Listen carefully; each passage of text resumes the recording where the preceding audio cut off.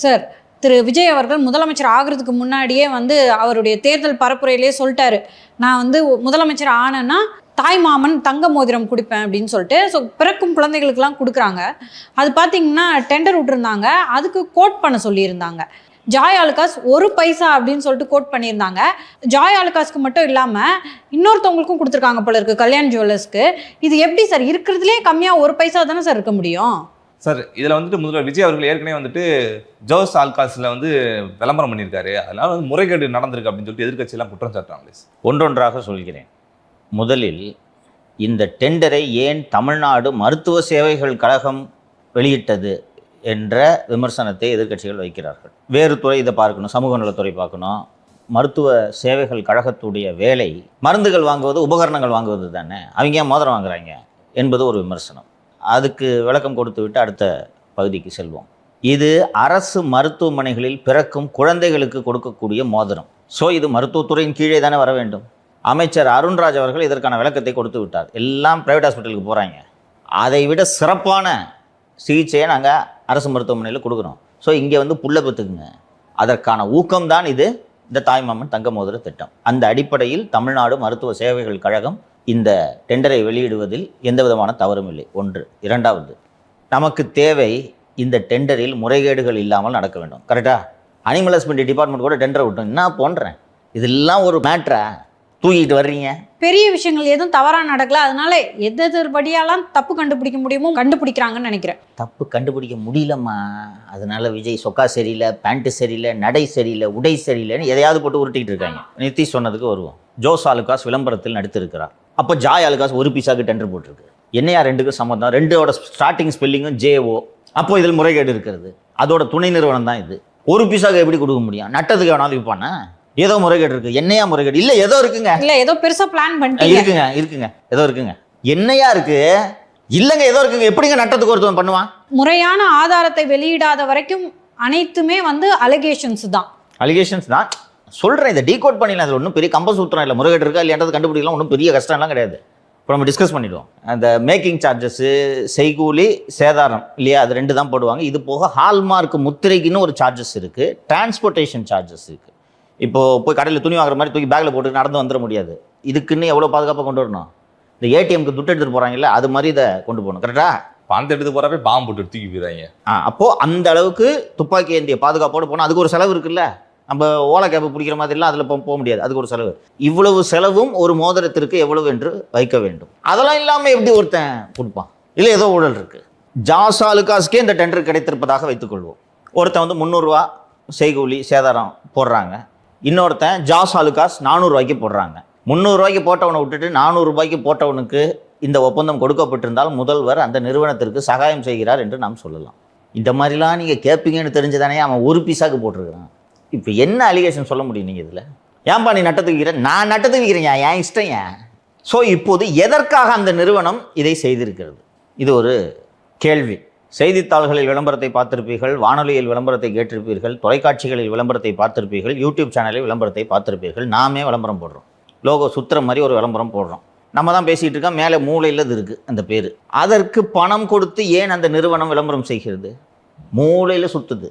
மக்கள் அதை பார்த்து வாங்கணும். 7 லட்சம் பேர் பார்க்குறான்னா ஒரு 70 பேர் அதை பார்த்துட்டு இந்த பிராண்டை போய் பார்க்க மாட்டானா? நீங்கள் செய்தித்தாள்களில் இந்த ஜாக்கெட் அட்வர்டைஸ்மெண்ட்டுன்னு இந்த முதல் பக்கத்தில் வர்ற இந்த விளம்பரம் இருப்பதிலேயே விலை அதிகமான விளம்பரம்.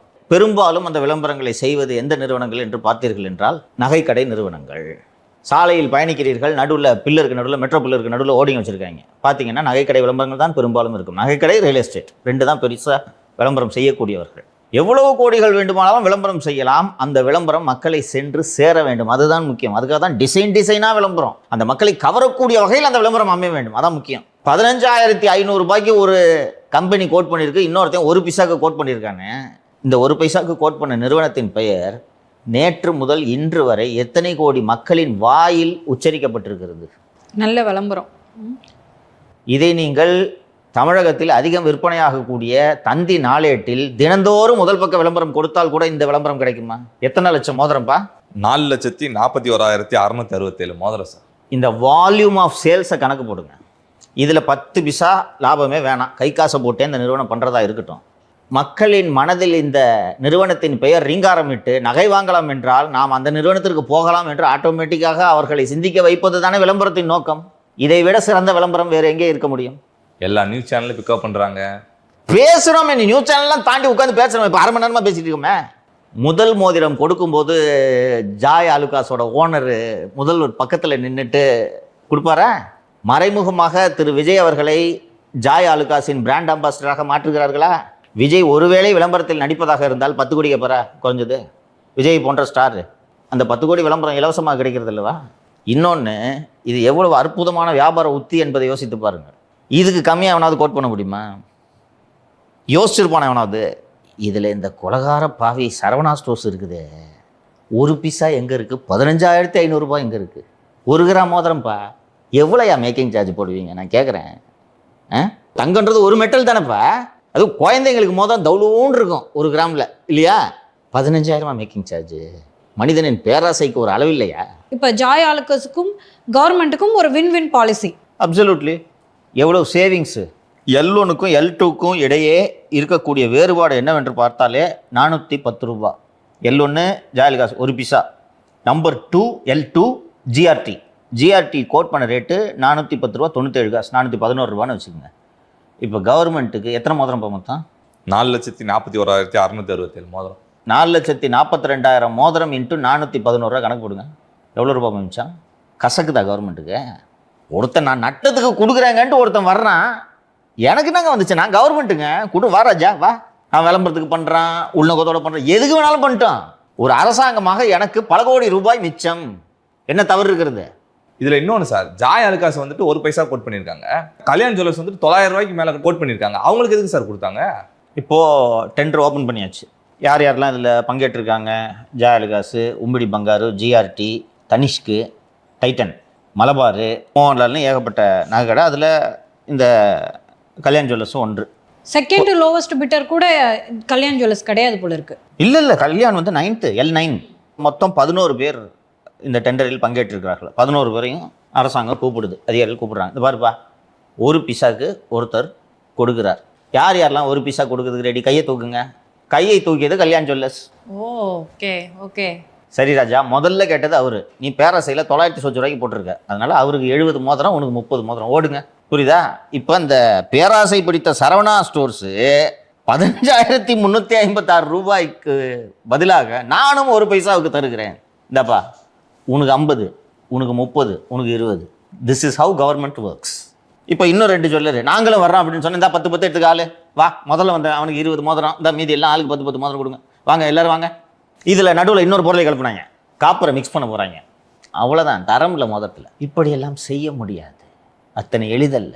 கண்கொத்தி பாம்பாக கண்காணித்து கொண்டிருக்கும் அரசு அதிகாரிகள் அத்தனை எளிதில் இதை விட மாட்டார்கள். இன்னொன்று இதை கேட்டாங்க, மெடிக்கல் சர்வீசஸ் கார்பரேஷனில் எப்படி வந்து கோல்டு சரி பார்ப்பாங்க? ஒரு 2 எக்ஸ்பர்ட் ஹயர் பண்ணால் முடிஞ்சு போச்சு. நான் லாசாரி கூப்பிட்டேன், இப்போ செக் பண்ணி கொடுப்பா. நகையும் நிறைய நீங்கள் அடகு வச்சிருக்கீங்கன்னு தெரியும். பேங்க்கில் அசஸர் இருப்பாங்கல்ல, அது மாதிரி ரிட்டையர்டு அசஸர் ஒரு 10 பேரை என்கேஜ் பண்ணி மோதத்தை செக் பண்ணுங்கன்னா முடிஞ்சு போச்சு. இது வச்சு பார்த்து செக் பண்ண போகிறாங்க, அவ்வளோதானே. இதையெல்லாம் விட பெரும்பாலும் ஏழை மக்கள் தான் அரசு மருத்துவமனைகளில் பிழை பெற்றுக் கொள்கிறார்கள். அவங்களுக்கு அந்த 1 கிராம் கோல்டு பெரிய விஷயம். எப்படியும் சேட்டு கடைக்கு போவாங்க. அப்படியே இல்லைனாலும் கொடுத்த உடனே நல்லா கொடுத்துருக்கானுவலா இல்லையான்னு தெரியல, 1 பீஸாக்கு வேற கொடுத்துருக்கான், படுபாவி வேணும், நம்ப முடியாதுன்னு கொண்டு போய் செக் பண்ண மாட்டாங்களா?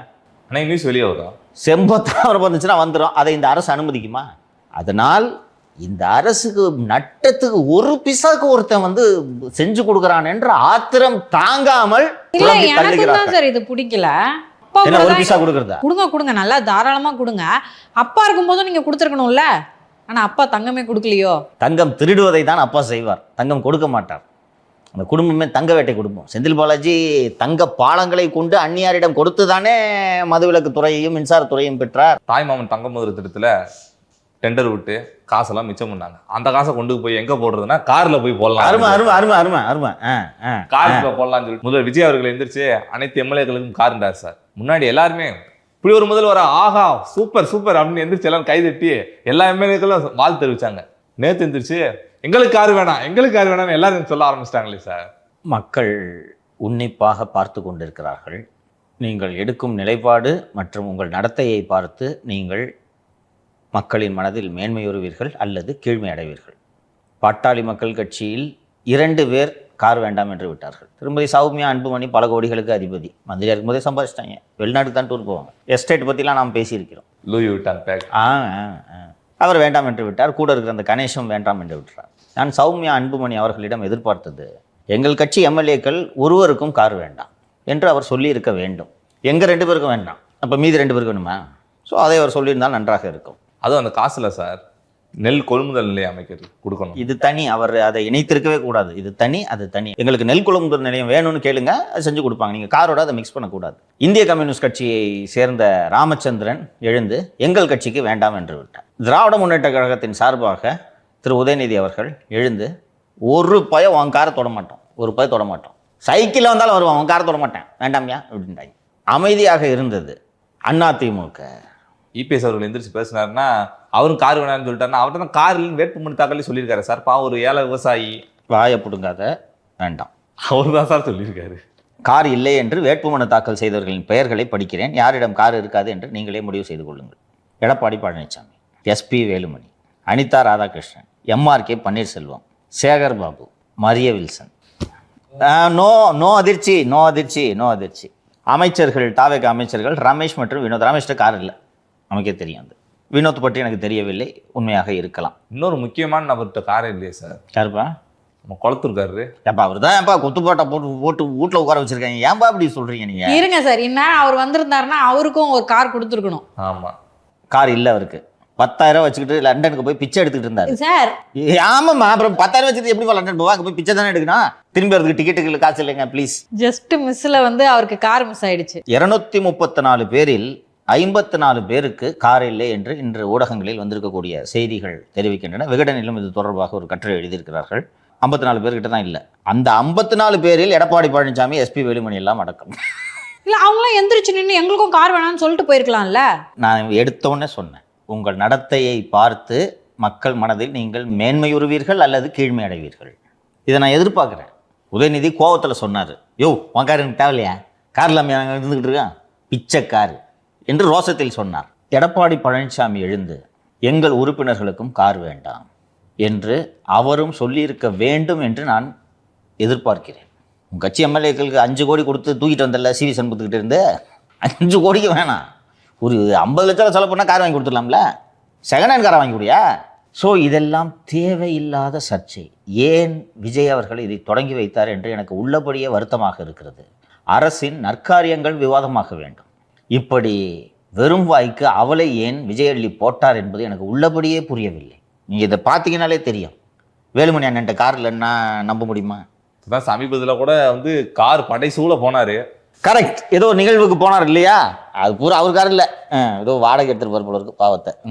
ஒருத்தர் எந்திரிச்சு வந்து என்கிட்ட காரே இல்லைன்னு சொல்லும் போது ஒரு சீஃப் மினிஸ்டரா அவர் வந்து ரொம்ப அந்த அளவுக்கு இன்னசென்ட்டா இருக்காரோ அப்படின்னு தோணுது. அப்படி இருக்காதீர்கள் என்பதைத்தான் நாம் மீண்டும் மீண்டும் விஜய்க்கு சொல்லி கொண்டிருக்கிறோம். எனக்கே பார்க்கும்போது உருக்கமா இருந்துச்சு. ஜோதிமணி பார்த்து, அட பாவத்தை, என்னைய கார் இல்லாமல் இருக்காரு வள்ளல் பெருமாள் மயன் அப்படின்ட்டு தான் நானும் வருத்தப்பட்டேன். வேட்புமனு தாக்கல் எடுத்து பார்த்தா 70 லட்சம் இருக்குது காரு. எம்பிட்டு சொத்து? 70 லட்சம் கிட்ட இருக்கு சார். அதை கணக்கில் காட்டினதே 70னா காட்டாதது அவ்வளவுதான். ஸோ விஜய் அவர்கள் நல்ல மனசு இருக்கு. இவ்வளோ நல்ல மனசு ஆட்சியாளர்களுக்கு இருக்கக்கூடாது. உங்கள் கட்சியில் ஒருத்தன் புழுனா பார்த்தீங்கல்ல, ஐங்கரன் சபரி, அவ்வளோ காரை வச்சுக்கிட்டு பின்னாடி சொல்கிறாங்க அப்படி இன்னோவாவாக கொடுத்தா நல்லாயிருக்கும். நீ அதை இன்னோவா கொடுத்தா நல்லாயிருக்கும், இது கேட்குறதுலாம் கூட பரவாயில்ல, ஆட்டோவில் வந்தேன், இதில் நடுவில் கேப்பில் லவ் ஃபீல் இருக்காதெல்லாம் வேறு சொல்கிறது. ஸோ இது மக்களிடையே பெரிய விவாதத்தை எழுப்பியதோடு மக்களிடையே இந்த அரசுக்கு கெட்ட பெயரை ஏற்படுத்தி இருக்கிறது. விஜய் அவர்கள் இதை புரிந்து கொள்வார் என்று நினைக்கிறேன். விஜய் அவர்கள் இன்னொரு விஷயத்தையும் புரிந்து கொண்டிருப்பார். இவனுங்க சொல்கிறதையெல்லாம் நம்பக்கூடாது, ஒரு அரசன் நம்பக்கூடாது. ஸோ இப்படி சொல்கிறாங்களேன்னு சொன்னோன்னா ஒன்றும் இல்லை, விஜய் மறுநாளே அறிவித்திருக்க வேண்டும் என்ற அவசியம் இல்லை. தலைமைச் செயலாளரை அழைத்து என்னங்க இந்த மாதிரி சொல்கிறாங்கன்னொடனே அவர் 2-3 ஆஃபீஸரை கூப்பிட்டு என்னங்க பண்ணலாம் அப்படின்னு கேட்ட உடனே இன்டெலிஜென்ஸ் சீஃபை கூப்பிட்டு வாங்க உட்காருங்க, இது என்ன பண்ணலான்னு கொஞ்சம் இருங்க சார், அஃபிடவிட்டை இப்போ இந்த விகடனில் நேற்று மாலையே ஸ்டோரி போட்டுட்டாங்க.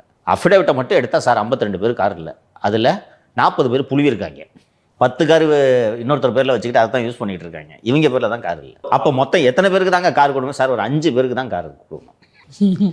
இதுக்கு போய் நான் 234 கார் கொடுக்குறேன்ட்டு அவசரப்பட்டிருப்பேனே என்று முடிவெடுத்திருப்பார். புரிந்து கொள்வார், கற்றுக்கொள்கிறார். அதனால் தான் நான் குழந்தையேசு அரசு என்று இதை சொல்லுகிறேன். கற்றுக்கொண்டிருக்கிறார்கள். ஸோ இது தவறு, சுட்டி காட்டுகிறோம், திருத்திக் கொள்வார்கள் என்று நம்புகிறேன். இப்போதும் இந்த திட்டத்தை மாற்றி செயல்படுத்தலாம். அதுக்கு தான் துரைமுருகன் அவர்கள் ஒரு மாற்று யோசனை கொடுத்துருக்காரு சார். வர்றேன். இவர்கள் விமர்சனம் செய்வதற்கு கூட தேர்ந்தெடுக்கும் வார்த்தைகளை பார்த்தால் இவர்களின் தராதரம் தெரியும்.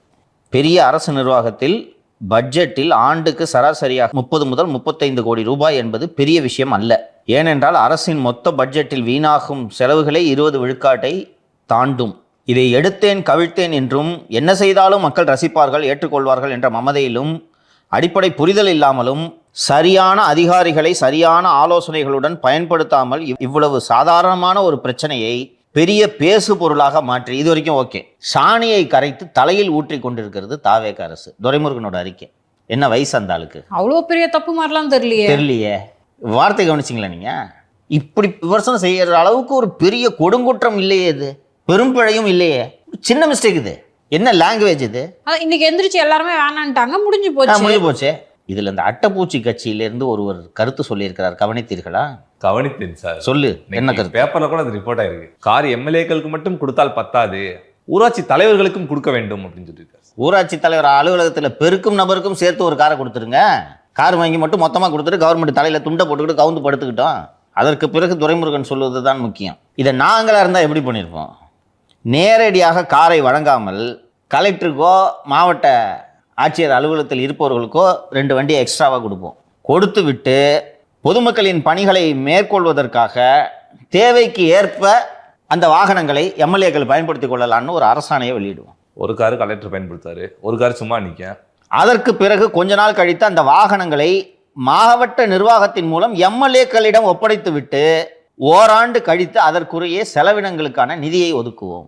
அதாவது உனக்கு ஒழுங்கா திருட தெரியல, விஞ்ஞான ஊழல் எப்படி செய்வது என்று ஒழுங்கா திருட தெரியல, எங்களை பார்த்து கத்துக்க சொல்லி கொடுக்கிறாரா துரைமுருகன்? தொடர்ந்து விவாதிப்போம். இப்படித்தான் விமானம் மூலம் பயிர்களுக்கு பூச்சி மருந்து தெளிப்பதில் ஆரம்பித்தார்கள் ஊழலை. சர்க்கரையை எறும்பு சாப்பிட்டுச்சா? ஆமா, இதை சொல்லி கொடுக்குறாங்க. இப்படியெல்லாம் செய்துதானே இன்று முச்சந்தியில் முக்காடு போட்டு கொண்டு உட்கார்ந்து இருக்கிறீர்கள். அதை இந்த அரசும் செஞ்சு இவங்களும் உங்க கூட உட்காரணுமா? அப்புறம் எண்ணம் போல் தான் வாழ்க்கை. அந்த நிலைக்கு தமிழகம் ஆளாகி விடக்கூடாது. இப்போ அனௌன்ஸ் பண்ணிட்டாங்க. So government needs a face saver. ஓகே, நான் என்ன சொல்கிறேன், அரசு ஊழியர்களுக்கு பண்டிகை முன்பணம் என்று கொடுப்பார்கள். நான் இருக்கும்போது 1000 ரூபா கொடுத்துருந்தாங்க, இப்போ எவ்வளோன்னு தெரியல எனக்கு. 1000 ரூபா சுத்தமாக வட்டி கிடையாது. 1000 ரூபா மாதம் 100 ரூபா பிடிச்சிப்பாங்க. இப்போ நான் சர்வீஸில் இருந்தப்போ வங்கிகளில் வாகன கடனுக்கு 8 முதல் 15% வரை வசூலிக்கிறார்கள். தமிழ்நாடு அரசு நிதி நிறுவனங்கள் மூலமாக இந்த எம்எல்ஏக்களுக்கு வட்டி இல்லாத கடன். காரை வாங்கிக்க, நீயே வச்சுக்க, இஎம்ஐ கட்டு. இப்போது உண்மையிலே கார் இல்லாதவன் தானே அப்ளை பண்ணுவான். அப்படியே கார் வைத்திருப்பவர்கள் வாங்கினாலும் பரவாயில்லை, எனக்கு அது ஒன்றும் பிரச்சனை இல்லை. ஒரு 10 பேருக்கு வட்டி இல்லாத கடன் கொடுக்கறதுனால ஒன்றும் அரசாங்கம் குறைஞ்சு போயிடாது. என்ன ரீசன்னா, இவங்ககிட்ட வசூல் பண்ணுறது ரொம்ப ஈஸி. 1 லட்ச ரூபா சம்பளம் போடுறாங்கல்ல, கப்புன்னு பிடிச்சிட்டு தான் கொடுக்குறது. டிடெக்டட், பிடிச்சது போக தான் மிச்சம். இல்லை, காசு திருப்பி தரணும்னாலே தேவையில்லாமல் வாங்க மாட்டாங்க சார். அவ்வளோதான். உண்மையிலேயே கார் இல்லாதவர்கள் எனக்கு வேணுங்க, எங்கேயுமே வட்டி இல்லாத கடன் கொடுக்க மாட்டான். கரெக்டாப்பா? கொடுங்க சார், வாங்கிக்கிறேன் சார். அந்த கேட்டார இன்னோவாவாக கொடுங்க, இன்னோவா வாங்கிக்கோங்க. 26 லட்சமோ என்னமோ இருக்குமாப்பா? 26 லட்சம். 26 லட்சமோ என்னமோ வாங்கிக்கோங்க. 26 லட்சத்தை வாங்கிட்டு இஎம்ஐ கட்டு. 26 லட்சத்துக்கு ஏற்ற மாதிரி பிடிப்பாங்க சம்பளத்தில். ஞாபகம் வச்சுக்கிட்டு கட்டு. 5 வருஷம் தான் இருக்க போகிறேன், அதுக்குள்ளே பிடிச்சாகணும். ஓடிட்டேன்னா கண்டிப்பாக ஜெயிக்க மாட்டேன். அடுத்த வாட்டி லவ் ஃபெயில் இருக்கதை பேசினு இருக்கிறல, எப்படி ஜெயிப்பேன்னு பார்த்துடலாம். ஸோ இது போல் இதை மாற்றி செயல்படுத்தலாம், இந்த அரசு செயல்படுத்தும் என்று நான் நம்புகிறேன். இதுக்கு நல்ல விகடனில் வேற ஒரு செய்தி வந்திருக்கு சார். காரை வெளியில் எடுத்து போனோம்னா எவனா கண்டுபிடிச்சி மேலே எதுவும் இன்ஃபர்மேஷன் போயிடும் அப்படின்னு சொல்லிட்டு சொந்தக்காரன் பேரில் காரை வாங்கி மாட்டு கொட்டகைக்குள்ள நிப்பாட்டிருக்காரா சார். யாருப்பா அந்த அமைச்சர்? கொங்கு மண்டலத்தில் இருக்கக்கூடிய அமைச்சர்னு போட்டிருக்காங்க. நான் ஏற்கனவே ஒரு அமைச்சரை பற்றி சொல்லியிருக்கிறேன், நினைவு இருக்கிறதா? பாரில் போய் குஷ்டு காசு தராமல் தகராறு பண்ணுவார்னு, விஜயபாலாஜி. அந்த அமைச்சர் தான் கொங்கு மண்டலத்தைச் சேர்ந்த இந்த அமைச்சர். விகடனில் இன்று வந்திருக்கக்கூடிய செய்தி என்னவென்றால், கொங்கு மண்டலத்தைச் சேர்ந்த அந்த அமைச்சர் தனது மாவட்டத்துக்கு உட்பட்ட சாயப்பட்டறை அதிபர்களிடம் பெரிதாக வசூலை நடத்திவிட்டார். அதில் வந்த வருமானத்தை வைத்து தன்னுடைய மனைவி வழி உறவினர் பெயரில் ரேஞ்ச் ரோவர் கார் வாங்கியிருக்கிறார். அதை ஓட்டுவதற்கு ஆசையாக இருந்தாலும் விஷயம் வெளியே தெரிந்தால் சிக்கலாகிவிடும் என பயந்து அந்த உறவினரின் மாட்டு கொட்டகையில் காரை நிறுத்தி வைக்கிறாராம். அந்த மாடு அந்த கார் மேலே சாணியை கிணியை போட்டுச்சுன்னா என்ன பண்ணுவீங்க? ரேஞ்ச் ரோவர் நிறுத்துற இடமாயாது. நான்சென்ஸ். எங்கள் எம்எல்ஏக்கள் கார் இல்லாமல் கஷ்டப்படுகிறார்கள், அவர்களுக்கு அரசாங்கம் புதிய கார் வாங்கி தரும் என்று அறிவித்திருக்கிறார் முதல்வர். ஆனால் அவரின் அமைச்சரோ ரேஞ்ச் ரோவர் வாங்கிவிட்டார். சரி, உங்கள் 2 பேருக்கு ஒரு டெஸ்ட்டு. இப்போ எந்த உறவினர் பேரில் இந்த கார் வாங்கியிருக்குதுன்னு எப்படி கண்டுபிடிக்கிறது சொல்லுங்கள்? போய் அங்கே இருக்க பக்கத்தில் இருக்க ஷோரூம் ஏதாவது செக் பண்ணால் தெரிஞ்சுது. ஒரு மாதத்துக்கு எத்தனை ரேஞ்ச் ரோவர் ரெஜிஸ்டர் ஆகும் தமிழ்நாடு முழுக்க? கம்மியாக தான் சார், மிஞ்சி போனால் ஒரு 10-15. 15லாம் இல்லை, 10 பெருசு. தமிழ்நாடு முழுக்க, ஈரோடு மாவட்டம் முழுக்க எடுத்தாலே 1 ரெஜிஸ்டர் இருக்கும். கரெக்டாக? அந்த 1 யார்? அது ஓடுதா இல்லை எங்கேயாவது மாட்டுக்கோட்டையில எங்கே நிக்குதா? வேணாம், 1 யாருது? மாலதி தான் அந்த உறவினர்னு வச்சுக்க. நேரம் அந்த உறவினர்கிட்ட போய் ரேஞ்ச் ரோவர் வாங்கியிருக்கேன், துட்டு இது உனக்கு கணக்காட்டு தெரிஞ்சிருமா? மிக எளிதாக இதை விசாரித்து விடலாம். இதை விசாரித்து விட்டு அடுத்த அமைச்சரவை மாற்றத்தில் நீ போய் மாட்டுக்கோட்டாயிலே உட்காருன்னு அந்த விஜய் பாலாஜியை உட்கார வச்சிடணும். பக்கத்தில் போய் சாணி அள்ளிட்டு இங்கே வராத. ஒரு விஜய் அவர்களுடைய விசுவாசி, உண்மையான தொண்டர் அப்படின்னு இன்னும் என்னென்ன சொல்லணுமோ எல்லாத்தையும் சொல்லலாம் சார். அதுக்கு அப்படி பொருத்தமானவர். அவர் பேர் வந்து விஜய் அன்பன் கல்லானை. விஜய் அவர்கள் முகத்தை பார்த்துக்கிட்டே இருக்கணும், எனக்கு நேராக ஒரு ஸ்க்ரீன் வைங்கன்னு இருக்கார் சார் சபாநாயகர் அவர்கள்ட்ட. முடியல. இந்த துதிப்பாடல்கள் எல்லாம் ஆபாசமாக இருக்கிறது என்பதை இந்த எம்எல்ஏக்கள் புரிந்து கொள்ள வேண்டும். சீட்டு வாங்கிறதுக்காக இப்படிலாம் புகழ்ந்து பேசியிருந்தேன்னா கூட புரிஞ்சுக்க முடியுது. அண்ணன் வல்லவர் நல்லவர்ட்டு சீட்டு வாங்கிட்டேன், எம்எல்ஏவும் ஆகிட்டேன். இப்போ அடுத்த அமைச்சரவையில் உன்னெல்லாம் கண்டிப்பாக மந்திரியாக்க மாட்டார் விஜய். விஜய்க்கு அந்த அளவுக்கு விஜய்க்கு நிர்வாகத்திறன் இல்லாதவரெல்லாம் கிடையாது. மக்கள் நேரலையில் பார்த்து கொண்டிருக்கிறார்கள். என்னங்க நினைப்பாங்க அவங்கள பற்றி? அந்த அளவுக்கு 7 கழுத வயசாகுது அந்த ஆளுக்கு. அந்த அளவுக்கு கூடவா அறிவில்லை? அப்படி பார்க்க வேண்டும் என்றால் ராஜினாமா பண்ணிவிட்டு நம்மளை போல ஒரு டிவியை போட்டு உட்காந்துட்டு பொழுதுனிக்கு வா, எங்கள் ஸ்டுடியோவுக்கு கூட வா, வந்து உட்காந்துட்டு போ, லைவை பாரு. சரி, இல்லை இப்போவே பார்க்கணுன்னா அசம்பிளிக்கு வராத வெளியில் மொபைல் ஆன் பண்ணிவிட்டு அங்கேயே உட்காந்து பார்த்துக்கிட்டு, இல்லைனா ஒரு விசிட்டர் பாஸ் வாங்கிட்டு மேலே உட்காந்துனா நல்லா பார்த்துக்கிட்டு இருக்கலாமா? ரிசைன் பண்ணிட்டு போய் விசிட்டர் கேலரியில் உட்காந்துக்கிட்டு பாரு. இடைத்தேர்தலில் யாராவது உருப்படியான எம்எல்ஏவாவது வருவாங்க. இதையெல்லாம் கட்சியின் பொதுச் செயலாளர் திரு புஷி ஆனந்த் கண்டிக்க வேண்டும் என்று பார்த்தால் அவர் இதுக்கு மேலே உருட்டுறாரு. பேனரை கீச்சிங்க பார்த்தீங்களா, என்ன ஆச்சுன்னு? அதான் தோத்து போயிட்டீங்க. கட்சியின் பொதுச் செயலாளர் அவர் தான் வழி நடத்த வேண்டும். அவர் இப்படி பேசினார்னா பொதுச் செயலாளரை விஞ்சுற அளவுக்கு நம்ம பேசணும். ஒரு டிவியை வைங்க. அவர் சிரிக்கிறத நான் பார்த்துக்கிட்டே இருக்கணும். அதான் பாருயா, பாரு. ரிசைன் பண்ணிட்டு போய் வீட்டிலே வந்து டிவியில் பெரிய டிவியாக வச்சு பாரு, பெரிய எல்இடி ஸ்க்ரீனை போட்டு பாரு. முதலாக பேரவை நடவடிக்கைகள் நேரலையில் ஒளிபரப்பாகின்றன. மக்கள் என்ன நினைப்பார்கள் என்று ஏன் எந்த விதமான அசூயையும் இல்லாமலே இவர்கள் இப்படி நடந்து கொள்கிறார்கள் என்பது வருத்தமாக இருக்கிறது. அதாங்க சார், நேற்று திரு உதயநிதி அவர்கள் பேசும்போது கூட லைவ் போடுறீங்க, திரும்ப திரும்ப அவங்களுக்கு லைவ் ஒளிபரப்பாகிறது ஏதோ ஒரு டிஸ்டர்பன்ஸ் ஆகுது சார். முள்ளின் மீது அமர்ந்திருப்பது போல அவர்கள் வேதனையில் இருக்கிறார்கள். என்ன வேண்டுமானாலும் செய்யலாம், எப்படி வேண்டுமானாலும் பேசலாம். மிகுந்த வருத்தமாக இருக்கிறது அவர்களுக்கு. ஸோ ஒரு காலத்தில் எப்படி வேண்டுமானாலும் பேசலாம், யாருக்குமே இது தெரியாது. நாம் எதை நினைக்கிறோமோ அதை மட்டும்தான் பொதுமக்கள் பார்க்க வேண்டும் என்று இருந்த நிலை மாறி இவர்களின் ஆபாச நடவடிக்கைகளை உலகமே உற்று நோக்குகிறது. இது உங்களுக்கு கஷ்டமாக இருக்குது. ப்ரிவிலேஜாக நினச்சிக்கிட்டு இருந்தாங்க. நம்மளோடது யாருக்கும் தெரியாது. பாஸ், கோர்ட் ப்ரொசீடிங்ஸை லைவில் பார்க்குறவங்க, சுப்ரீம் கோர்ட் ப்ரொசீடிங்ஸை லைவில் பார்க்குறோம், ஹைகோர்ட் ப்ரொசீடிங்ஸை லைவில் பார்க்குறோம். அதை விட என்ன நீங்கள் அப்பாட்டகர் வேலையை பண்ணிடுறீங்க நீங்கள் அசம்பிளிக்குள்ள. ஸோ அவர்களுக்கு இது ஒரு பெரும் வேதனையாக இருக்கிறது. இத்தனைக்கு அவங்க வந்து ஒரு அரசு ஊழியர், நாங்கள் மக்களால் தேர்ந்தெடுக்கப்பட்டவங்க. நீங்கள் ஆமாம், அப்போ நீங்கள் எங்களுக்கு பதில் சொல்ல கடமைப்பட்டிருக்கிறீர்கள். நீங்கள் என்ன செய்கிறீர்கள் என்பதை நாங்கள் பார்க்க வேண்டும். இதுதான் உண்மையான ஜனநாயகம். ஸோ இதே கோவத்தில் அவர் என்ன பண்ணுறாருன்னா, திரு சிடிஆர் நிர்மல்குமாரை பார்த்து சங்கி அமைச்சர் இதையும் லைவ்ல போடுங்க அப்படின்னு சொல்ல போய் ஒரே வாக்குவாதம் முற்றி விட்டது சார். அவர் சங்கி அமைச்சர்ன்ட்டு எங்கிட்ட சிடிஆர் நிர்மல்குமார் அவர்கள் எந்திரிச்சு பாத்ரூம்ல 3 மணி நேரம் உட்கார்ந்த மாண்புமிகு எதிர்க்கட்சி தலைவர்ன்றார். இந்த பிரச்சனை முதலில் செந்தில் பாலாஜியிடமிருந்து தொடங்குகிறது. 2 விஷயங்களை செந்தில் பாலாஜி எழுப்பினார். 2மே முக்கியமான விஷயங்கள். காணாமல் போன ஹார்ட் டிஸ்க்குகளை பற்றி செந்தில் பாலாஜி தான் பிரச்சனையை எழுப்புகிறார். அவருக்கும் இந்த சந்தேகம் வந்திருக்கும், 18 எப்படி 32 குட்டி போட்டுச்சு, விஷயத்துக்கு வா. 2வதாக மின்கட்டண உயர்வை பற்றி அவர் எழுப்புகிறார். அப்போது மின்சாரத்துறை அமைச்சர் நிர்மல்குமார் எழுந்து கரூர் கம்பெனி இல்லை வாய் தவறி சொல்லிட்டேன், ஒரு கோவை எம்எல்ஏ என்று அவர் சொன்னதும் அப்போது தான் உதயநிதி எழுந்து சங்கி அமைச்சர் இருக்கிறார். சங்கி அமைச்சர் என்றதும் இவர் பதிலுக்கு பாத்ரூமில் 3 மணி நேரம் உட்கார்ந்திருந்த அமைச்சர் என்று சொல்கிறார். அவர் பாத்ரூமில் உட்கார்ந்திருந்தார் என்பதற்கு சான்றுகள் இருக்கிறது. நாம் யாரும் அதை மறுக்க முடியாது. அது உண்மைதான். கழிப்பறை கழிக்க வேண்டும் விடுங்க அப்படின்னு சொல்லிட்டு அவங்களே சொன்னார். அவங்க கிருத்திகா சொன்னாங்க, மா சுப்பிரமணியம் சொன்னார். கைது செய்ய போனவர் ஒரு மருத்துவர், குழந்தைகள் நல மருத்துவர் டாக்டர் விஜயகுமார். அதனால் அவருக்கு உள்ளபடியே ஒரு அக்கறை. ஏங்க 3 மணி நேரமாக பாத்ரூமில் இருந்தால் இது சிக்கல், ட்ரீட்மெண்ட் கொடுக்கணும். எல்லாம் ஒரு 10 நிமிஷம் இருப்பாங்க, 15 நிமிஷம் இருப்பாங்க. 10 நிமிஷமாக நீங்கள் கிட்டத்தட்ட 3 மணி நேரமாக நீங்கள் பாத்ரூமில் உட்காந்துருக்கீங்க என்று கேட்டால் இது ஒரு புறம் ஓரமாக வைத்துடுவோம். அது ட்ரீட்மெண்ட்டுக்காக தான் ஏசி இல்லாத காரில் கூட்டு போனால் கொஞ்சம் வேர்த்து விருவிச்சுன்னா உடம்பு சரியாகும்ட்டு. அதனால தான் அவர் மருத்துவர் அல்லவா, குழந்தைகள் நல்ல பீடியாட்ரிஷியன். Okay okay. பிஜி படிக்கும் போதே அவருக்கு ஐபிஎஸ் கிடச்சி முடிச்சாரா இல்லையான்னு தெரில. எம்எம்சி ஸ்டூடெண்ட் அவர். ஸோ அந்த அடிப்படையில் அவர் கேட்டார். இதை ஒரு புறம் ஓரமாக வைத்து விடுவோம்.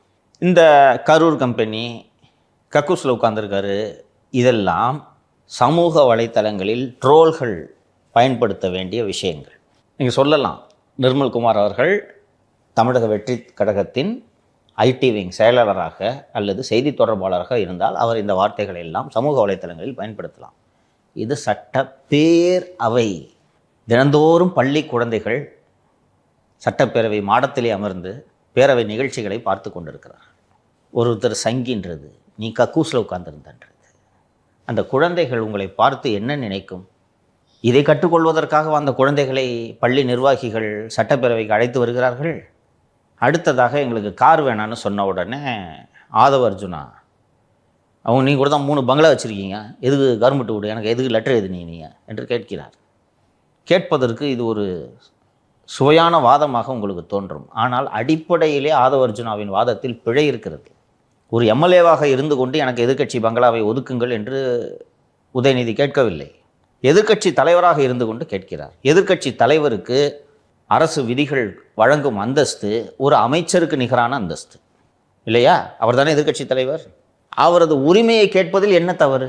எதிர்க்கட்சி தலைவருக்கு என்று அரசு பங்களாக்களை ஏன் ஒதுக்குகிறார்கள் என்றால், எதிர்க்கட்சி தலைவராக அவர் அவரது கட்சி எம்எல்ஏக்களை சந்திக்க வேண்டும், அதிகாரிகளை கூட சந்திக்க நேரிடும். சென்னை உயர்நீதிமன்றத்தில் இருக்கக்கூடிய பல நீதிபதிகளுக்கு சென்னையிலே வீடு இருக்கிறது. இது அரசுக்கு தெரியாதா? நீதிமன்றத்துக்கு தெரியாதா? தலைமை நீதிபதிக்கு தெரியாதா? அவர்களுக்கு எதற்கு அமைச்சர் பெருமக்களுக்கு பக்கத்திலேயே பெரிய பங்களாக்களை ஒதுக்குகிறார்கள்?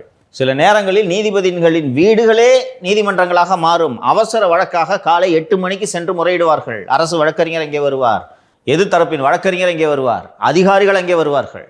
அப்போ ஒரு டபுள் பெட்ரூம் ஃப்ளாட்டில் ஹைகோர்ட் ஜட்ஜ் உட்கார்ந்துட்டு இருந்தாருன்னா அங்கே போய் நீதிமன்றத்தை வைக்கக்கூடாது. அதற்காகத்தான் இந்த சலுகைகள் நீதிபதிகளுக்கு வழங்கப்படுகிறது. அதே போன்ற சலுகை தான் எதிர்க்கட்சி தலைவருக்கு வழங்கப்பட்டிருக்கிறது, வழங்கப்பட வேண்டும். எங்கள் கட்சியில் கார் வைத்திருப்பவர்கள் கார் வாங்க மாட்டார்கள் என்று பெருமிதத்தோடு ஆதவ அர்ஜுனா அறிவிக்கிறார். கார் வச்சிருக்கிறவன் தானே இன்னோவாவா கொடுன்னு கேட்டான். கார் வைத்திருப்பவர்களுக்கு கொடுக்க மாட்டோம் என்று நீங்கள் அறிவித்திருந்தால் இந்த விவாதமே வந்திருக்காதே. முதல்ல எல்லா எம்எல்ஏக்களுக்கும் காரணம் நீங்கள் உங்கள் தலைவர் உங்கள் சிஎம் தானே அறிவிச்சாரு. அதுக்கு தான் அவர் சொல்கிறாரு. இப்போ எந்திரிச்சு சொல்கிறீங்க எங்கள் கட்சியில் யாரும் வாங்க மாட்டாங்கன்னு. சுட்டி பார்த்தால் நாமே இதை 3வது நாளாக விவாதித்துக் கொண்டிருக்கிறோம். இல்லை, பேக் ஃபயர் ஆனோனையுமே நாங்கள் வாங்கிக்க மாட்டோம்னு அவங்க அதனால தான் அதை நீங்கள் யோசித்து செய்திருக்க வேண்டும். எண்ணி துணிக கருமம் என்கிறார் வள்ளுவர். எண்ணிட்டு தான் துணியணும். துணிஞ்ச பிறகு என்ன கூடாது, ஒருத்தவங்க சொல்கிறாங்கன்றதுக்கெல்லாம் பண்ணக்கூடாது. ஆமாம், இல்லை முதல்வரோட அவங்க மாலதி குறிப்பிட்டது போல முதல்வர் ரொம்ப நல்லவராக இருக்காரு. ஐயோ பாவமாக இருக்கேன் அந்த ஆள் பேசுறது ஐயோ அப்படின்ட்டு. அதான் அந்த காலத்தை சொல்லியிருக்காங்க, கண்ணால் பார்ப்பதும் காதால் கேட்பதும். உங்கள்கிட்ட சிஸ்டம் இருக்கு, ஒரு செட்டப் இருக்கு. ஏங்க என்னன்னு விசாரிங்க சார், அப்போ கேட்டாலே கார் வச்சிருக்காரு சார். இன்னொன்று, இது என்ன போய் ரொம்ப தேடி கண்டுபிடிக்க வேண்டிய வேலையா? அப்படி விட்டு எடுத்து பார்த்தாலே தெரியுது. We should give the room to this கவர்மெண்ட்னு நான் நினைக்கிறேன். தெரியல, தப்புன்ட்டாங்க. டிஎம்கேல இந்த தப்பு நடந்திருக்காது. டக்குன்னு அதிகாரிகள் கூப்பிட்டு கேட்டிருப்பாங்க. இவங்களோட நல்ல எண்ணத்தின் காரணமாக இதை செஞ்சுட்டாங்க. தில் கோர்ஸ் கரெக்டுன்னு நான் நம்புகிறேன். ஸோ அடுத்ததாக இது எனக்கு கேட்குறப்பே ஒரு மாதிரி வினோதமாக இருந்துச்சு. லைவ் டெலிகாஸ்ட் பண்ணுறாங்க. டெலிகாஸ்ட் பண்ணுறப்ப எல்லா விஷயங்களையும் மக்கள் பார்க்குறாங்க. அவை குறிப்புலேருந்து நீக்கிறத அதை மக்கள் பார்க்குறாங்க அப்படின்னு சொல்லிட்டு எதிர்க்கட்சிகள் குற்றம் சாட்டி லைவ் வேணாம்லாம் சொன்னாங்க சார். இதற்கு சபாநாயகர் அவர்கள் சொல்லியிருக்காரு, அவை குறிப்புலேருந்து நீக்கியிருப்பாங்களா சார், அதை யாராவது ரீல்ஸாவோ இல்லை அதை எடுத்து சமூக வலைதளங்களை பரப்பணும், நடவடிக்கை எடுக்கப்படும் அப்படின்னு இருக்காரு. எதிர்க்கட்சிகள் குறிப்பாக திராவிட முன்னேற்ற கழகத்தின் அழுத்தங்களுக்கு சபாநாயகர் அடிபணியக்கூடாது என்று நான் கோரிக்கையாக வைக்கிறேன். இது ஒரு முரணாக தான் இருக்கும். அது ரீல்ஸாக சுற்றிட்டு இருக்கு, நீ அவை குறிப்பில் நீக்கினா என்ன நீக்கலைன்னா என்ன அப்படின்ட்டு. நாம் ஏற்கனவே குறிப்பிட்டது போல் இது ஒரு வரலாற்று ஆவணம். அந்த ஆவணத்தில் இது இடம்பெறாது, அவ்வளோதான். லைவ்ல டெலிகாஸ்ட் பண்ணும்போது இதெல்லாம் நடக்கத்தான் செய்யும். 1,00,000 பேர் ரீல்ஸ் போட்டாங்கன்னா அவங்க எல்லாரையுமே தூக்கி உள்ள வைக்க முடியுமா? அது சாத்தியமா? அப்போ இது அடிப்படையே பிழையா இருக்கு சார். ஏன்னா அப்ப நீங்க எதுக்கு லைவ் போடுறீங்க? லைவும் போட்டுட்டு ஒரு இளைஞர்கள் விர்ச்சுவல் வாரியர்ஸா கூட இருக்கலாம். அவங்க விர்ச்சுவல் வாரியர்ஸ் தான் போடுறாங்க. அவங்க ரீல்ஸ் போடும்போது அவங்களை எப்படி நீங்க தூக்கி உள்ள வைப்பீங்க? இதெல்லாம் பண்ணாதீங்கன்ற இதெல்லாம் ஒரு விஷயம் இல்லை. உங்ககிட்ட இது ஒரு டெக்னிக்கலான பாயிண்டா திமுக தொடர்ந்து இதை அணுகுகிறது. 3வது முறையாக இது சுட்டிக்காட்டப்படுகிறது. வேலு, நேரு, உதயநிதி அவங்களோட நோக்கம் இந்த லைவை கட் பண்ணுறது. அதுக்கு சபாநாயகர் லாக் பண்ணுறதுக்கு என்ன நீங்கள் அவை குறிப்பில் நீக்கி என்னத்தை நீக்கி அவங்க தான் ரீலாக போட்டுக்கிட்டு இருக்காங்களே என்று சொன்னதும் சபாநாயகர் இது நீக்கணும் நடவடிக்கை எடுப்பேன் அப்படின்றாரு. கண்டுக்காமல் போங்க, அவ்வளோதான். சின்ன பசங்க எடுத்து ரீலாக போடத்தான் செய்வாங்க. பரவட்டுமே அவை நடவடிக்கைகள். ரீலா போடுறாங்கன்னு சொல்லிட்டு ஒழுங்கா நடந்துக்கணும்ல, மறுபடியும் அதே தப்பு தான் பண்ணா. பண்றீங்க, நீ சொன்னது கரெக்டு. பண்றாங்க, இந்த மாதிரி பண்றாங்க. போய் உங்க ஆளுங்க தான் கக்கூசை பத்தி பேசிட்டு இருக்கீங்க. பயன்படுத்தாதீங்க இந்த வார்த்தைன்னு சபாநாயகர் சொல்றாரு, திருப்பி பயன்படுத்துறாங்க. எல்லா உறுப்பினர்களும் தான் இது பொருந்தும். சபாநாயகர் ஒரு வேர்டை யூஸ் பண்ணாதீங்கன்னு சொன்னோன்னே திருப்பி அதை பண்றீங்கன்னா தெரிஞ்சுக்கிட்டுமே மக்கள் அறிவில்லாதவர்களாக இருக்கிறார்கள் என்பதை தெரிந்து கொள்ளட்டுமே. இதில் ஒரு பாசிட்டிவான விஷயம் என்னன்னா, எனக்கு தெரிஞ்சு முதல்வர் திரு விஜய் அவர்கள் லூஸ் ஸ்டாக் விடுறதில்ல. ஸோ அவரெல்லாம் இதை மாதிரி எக்ஸ்போஸ் ஆக வாய்ப்பு இல்லை. கீழே இருக்கவங்க எக்ஸ்போஸ் ஆகும்போது ஆளை மாற்றிட்டு போகிறாரு. இது சாத்தியம் இல்லைம்மா. நீங்கள் டக்குன்னுலாம் தூக்கி உள்ளே வைக்க முடியாதுமா. சபாநாயகர் அங்கே கூண்டில் ஏற்றி விசாரணை நடத்த வேண்டும். விசாரணை நடத்திய பிறகு தண்டனை கொடுக்க வேண்டும். டக்குன்னெலாம் அப்படி பண்ணிட முடியாது. ஸோ இது தேவையில்லாத பேச்சு. கொளத்தூர் கோமானே சபாநாயகரின் நடவடிக்கைகளை பாராட்டியிருக்கிறார். நல்ல அவையை நடத்துகிறாரு அப்படின்னு. வைரமுத்து அவர் வீட்டுக்கு போயிட்டு, நானும் சும்மா தான் இருக்கேன், ஒன்றும் சினிமா பாட்டு எழுதுறதுக்கு வாய்ப்பெல்லாம் கொடுக்கறதில்ல, வாங்க பேசிக்கிட்டு இருப்போம் என்று அவர்கள் உரையாடும் போது சபாநாயகர் நல்லா பண்ணுறாருன்னு ஸ்டாலின் சொன்னதாக வைரமுத்து எழுதியிருக்கிறார். ஸோ அந்த அளவுக்கு செம்மையாக இந்த அவையை அனைவரது பாராட்டுதல்களையும் பெறக்கூடிய வகையில் இந்த அவையை நடத்தி கொண்டிருக்கக்கூடிய சபாநாயகர் அவர்கள் இந்த மாதிரி சின்ன பசங்களை போய் அரெஸ்ட் பண்ணி எல்லாம் மிரட்டுறது அவரது உயரத்திற்கு அழகல்ல. சார் இன்னொரு விஷயம் சார், சட்டப்பேரவை நிகழ்வு நடந்துருக்கு. உதயநிதி ஸ்டாலின் பாட்டுக்கு வெளியே எழுந்திரிச்சு அவர் பாட்டு கிளம்பிட்டார் சார் வீட்டுக்கு. எப்போது வேண்டுமானாலும் வெளியேறலாம், அதுக்கு எந்த கட்டுப்பாடும் இல்லை. நான் தான் சொல்லிட்டேனே, ஒரு படை தலைவனாக ஒரு தளபதியாக நின்று தன் படைகளை வழிகாட்ட வேண்டும் என்ற தலைமை பண்பு இருப்பவன் இறுதி வரை அங்கே இருப்பான். நான் இல்லாமல் எதுவும் நடந்துடக்கூடாது. 99% முதல்வராக கலைஞர் கருணாநிதி பேரவையில் இல்லாமல் இருக்க மாட்டார். அவர் தாங்க நாயகன். அதிமுக ஆட்சி பொறுப்பேற்ற பிறகு பெரும்பாலும் சபை செல்வதை தவிர்த்தார். ஏன்னா இந்த அம்மா வேணும்னே அவர் இன்சல்ட் பண்ண சொல்லுவோம். அப்படியே போனதுனால அந்த அம்மா பார்க்கக்கூடாதுன்னு சொல்லிட்டு இவ்வளோ புக் எடுத்து முன்னாடி வச்சுக்கிறது. ஆமாம், ஒரு படை தலைவனாக நான் எனது எம்எல்ஏக்களை வழி நடத்துவேன். நான் தான் வழி நடத்துவேன். என் கட்சி மீதோ என் எம்எல்ஏக்கள் மீதோ விமர்சனம் வந்தால் நான் தான் முன்னால் கேடயமாக நிற்பேன் என்ற உந்துதல் வேணும். ஐயோ, பாத்ரூம்னு வேறு அசிங்கப்படுத்திட்டாங்க, வாப்பா ஓப்பன் பண்ணு வா போவோம் என்று இருந்தால் நீங்கள் என்றைக்கு இந்த கட்சியை தூக்கி நிறுத்தப் போகிறீர்கள்? அதான் அன்றைக்கே சொன்னேன்ப்பா, உதயநிதி தலைவர் அறிவிச்சிட்ட பாடி எடுத்துடலான்னு. நாளுக்கு நாள் நிரூபணமாகி கொண்டிருக்கிறதா? மாலதி சொன்னது போல உதயநிதிக்கு இது காலம் தந்த வாய்ப்பு. நடக்கிறதோ இல்லையோ, 2031 விஜயை அகற்றி அந்த நாற்காலியில் நான் அமருவேன் என்ற வெறி வேண்டும். அந்த வெறி இருப்பவன் தான் இங்கே தலைவனாக நின்று வழி நடத்துவான். அதான் சொன்னேனப்பா, 21 நிற்க வைக்க வேணாங்க, 20% யங்ஸ்டர்ஸ் ஓட்டு போய்டும்னு பிரசாந்த் கிஷோர் சொன்ன போது செல்ஃபோனை அணைத்து விட்டு அண்ணா கார்த்தி வீட்டில் போய் கவுந்தடிச்சு பத்து கிடந்தால் தான் பண்ணாது. அப்புறம் அண்ணியார் ஃபோன் சுவிட்ச் ஆஃப் இருக்கிறத பார்த்த உடனே வீட்டுக்காரரை கூப்பிட்டு எவனோ பீகார்காரன் சொல்கிறான்னு நம்ம பிள்ளைக்கு சீட்டு இல்லைன்றீங்க என்று சொல்லி இப்படி தான் சேப்பாக்கு சீட்டு வாங்கினார். பீகார்காரெலாம் ஜெயிச்சிட்டாருப்பா, அவங்க அப்பா தோத்து விட்டார் சார். வேதனை. ஸோ இதுதான் உதயநிதியோட குணம், புரியுதா? சின்ன குழந்தைங்க பண்ணலாம், சாக்லேட் வாங்கி கொடுக்கலான்னு அழலாம், உதச்சிக்கிட்டு சாப்பிட மாட்டேன்னு பண்ணலாம். எம்எல்ஏ சீட்டு கிடைக்கலன்னு 7 வயசில் செல்ஃபோனை சுவிட்ச் ஆஃப் பண்ணிட்டு போய் படுகிற ஆளோட குணநலன் புரிகிறது அவனுக்கு? என்னைக்கு தலைவராக வருவார்? விடு. சார் அடுத்ததா சென்னை மாநகராட்சிக்கு உட்பட்ட பகுதிகளில் இருக்கக்கூடிய இந்த பள்ளிகள்லாம் படிப்பாங்கல்ல சார், ஸ்டூடெண்ட்ஸு சுமார் 7302 ஸ்டூடெண்ட்ஸ் அப்படியே ட்ராப் அவுட் ஆயிட்டாங்களாம். அவங்கள மறுபடியும் பள்ளிகளில் சேர்க்கறதுக்கான நடவடிக்கை இந்த அரசு எடுத்திருக்குதா இன்னைக்கு செய்தித்தாளில் வந்திருக்கு. இது ரொம்ப முக்கியமான ஒரு சிக்கல். நீயும் பார்த்துருப்ப, 18 வயசு தாண்டினவங்க தான். ஆனால் 12-13 வயசுலேயே இந்த போதை பழக்கத்திற்கு ஏராளமானோர் அடிமையாகி விடுகிறார்கள். குறிப்பாக விளிம்பு நிலையில் இருக்கக்கூடிய குழந்தைகள் தான் இந்த சிக்கலை சந்திக்கின்றன. குறிப்பாக வட சென்னை அரசு பள்ளியில் யார் படிக்கிறது? எந்த கவர்மெண்ட் ஸ்டூடெண்ட்டாவது மாநகராட்சி பள்ளியில் படிக்க வைக்கிறாங்களா பிள்ளைங்கள? இல்லை. யார் அரசு பள்ளிகளில் படிப்பது? விளிம்பு நிலை மக்கள், ஏழைகள், அவர்களின் பிள்ளைகள் தான் அங்கே படிக்கிறார்கள். அவர்கள் எங்கே வசிப்பார்கள்? அவர்கள் வசிக்கக்கூடிய இடங்களில் இந்த போதை நடமாட்டம் அதிகமாக இருக்கிறது. நான் பார்த்தேன், ஒருத்தன் 18-19 வயசு இருக்கும், சிறையில். இப்போ 2024 போயிருக்க பார்த்தேன், சின்ன பையன். என்ன கேஸுன்னு கேட்டால் மாத்திரை கேஸு அப்படின்னாங்க.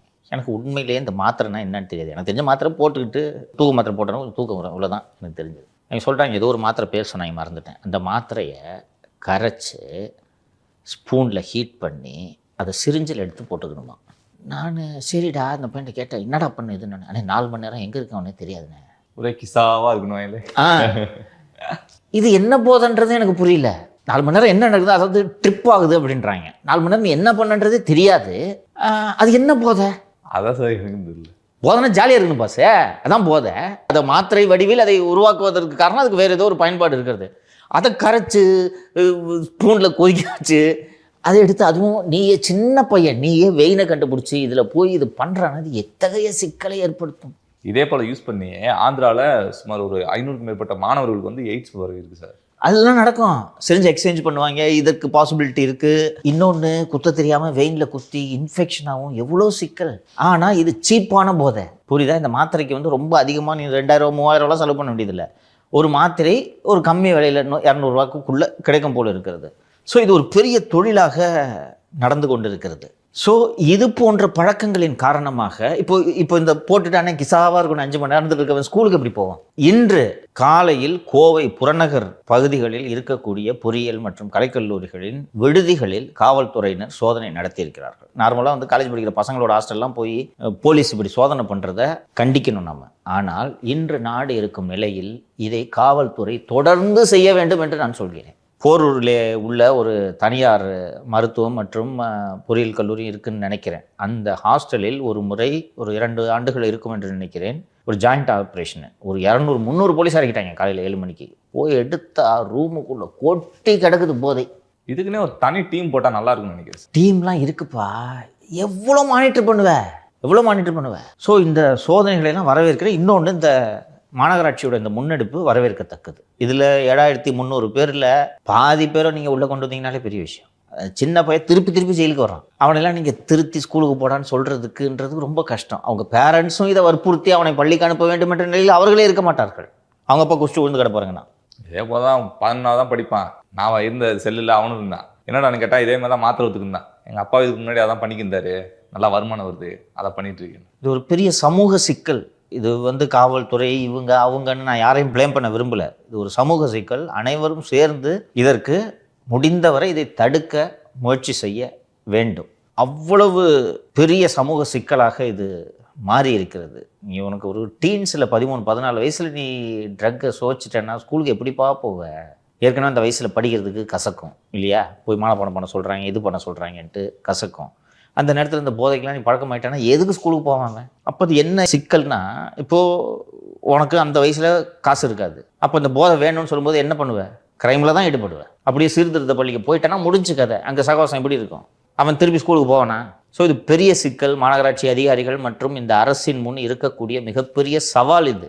நாம் அனைவரும் சேர்ந்து இதை எதிர்கொண்டு இந்த பிள்ளைகளை தவறான பாதையில் இருந்து மீட்டு மீண்டும் அவர்களை நல்ல குடிமக்களாக ஆக்க நாம் அத்தனை பேரும் சேர்ந்து உழைக்க வேண்டும். இதன் தொடர்ச்சியாக வந்து இந்த கட்டட அனுமதிக்கெல்லாம் வந்துட்டு நீங்கள் வந்து முறைகேடாக வந்து கட்டிட்டு சும்மா என்கிட்ட அனுமதி கேட்டு வந்தீங்கன்னா கடுமையாக நடவடிக்கை எடுக்கப்படும்னு சொல்லிட்டு சென்னை மாநகராட்சி கமிஷனர் சமீரன் அவர்கள் சொல்லியிருக்காரு. இந்த அரசு வந்தது முதல் எல்லோரும் சிலாகித்து பேசுவது பணம் கொடுக்காமல் அனுமதி கிடைக்கிறது, கட்டிடம் கட்ட அனுமதி கிடைக்கிறது, மனைப்பிரிக்க அனுமதி கிடைக்கிறது என்று சொல்கிறார்கள். ஸோ பதிலுக்கு அவங்க ஒன்று சொல்கிறாங்க, நாங்கள் எல்லாத்தையும் டிஜிட்டைஸ் பண்ண போகிறோம், ஃபீல்டு விசிட்டே கிடையாது, லஞ்சம் வாங்குவதற்கும் கொடுப்பதற்கும் வழியே இல்லாத வகையில் நாங்கள் நடைமுறைகளை நிர்வாகத்தை மாற்றப் போகிறோம்னு சொல்கிறாங்க. ஸோ அதன் ஒரு நீட்சியாகத்தான் இந்த அறிவிப்பு.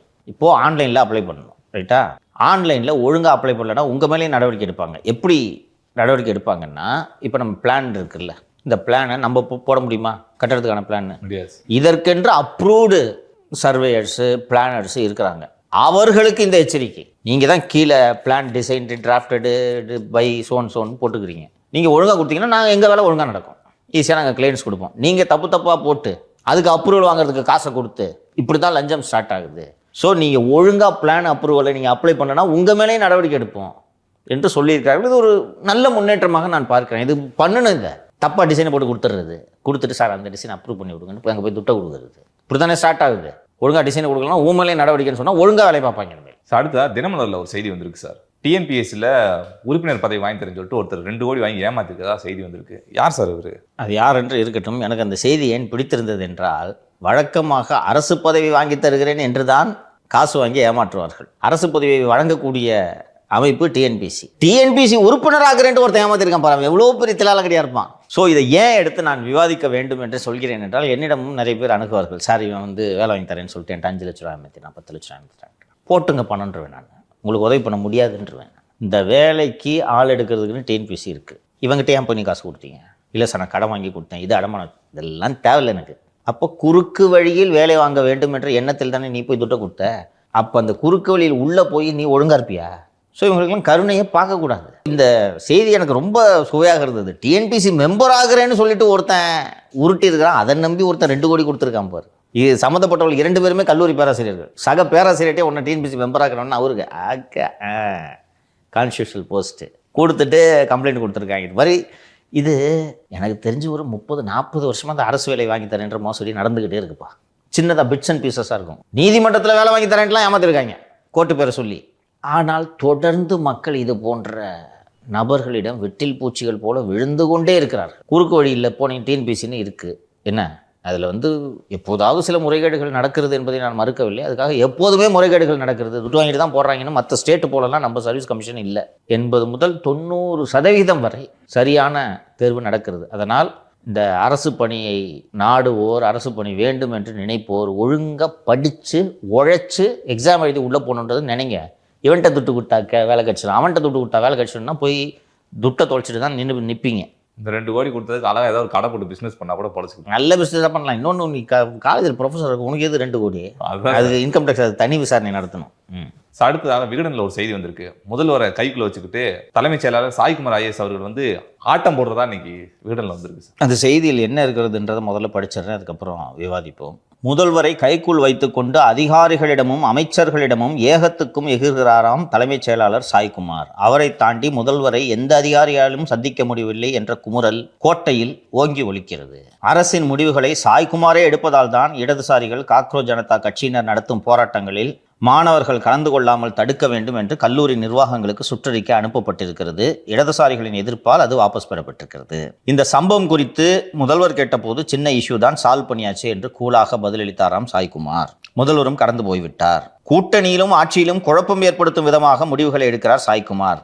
அவரை முதல்வரும் கண்டிப்பதில்லை என்பதால் சூப்பர் முதல்வராக வலம் வருகிறார் என்று அமைச்சர்களே நொந்து கொள்கிறார்கள். மேலும் இஸ்லாமிய சிறை கைதிகள் விடுதலை விவகாரம் குறித்து விசிகே, காங்கிரஸ், IUML ஆகியோர் சாய்குமாரை சந்தித்து பேசியிருக்கிறார்கள். இந்த விவகாரத்தில் எந்த நடவடிக்கையும் எடுக்க முடியாது, தேவையானால் முதல்வரிடம் பேசிக் கொள்ளுங்கள் என நேரடியாகவே சொல்லிவிட்டாராம். தற்போதைய வாரிய தலைவர் ஒருவர் இஸ்லாமிய பிரதிநிதிகள் முதல்வரை சந்திக்க விரும்புகிறார்கள் என கேட்க அப்பாயின்மெண்ட் இல்லை என்று மறுத்துவிட்டார் அப்படின்னு போட்டுட்டு, நகராட்சி நிர்வாகத்துறையை முதல்வர் தான் தன் கையில் வைத்திருக்கிறார். அத்துறையின் செயலாளர் பேடி மழைக்கால பணிகள் குறித்து முதல்வரிடம் விவரிக்க சென்ற போது சாய்குமாரிடம் விளக்கிவிடும்படி உத்தரவு வந்திருக்கிறது.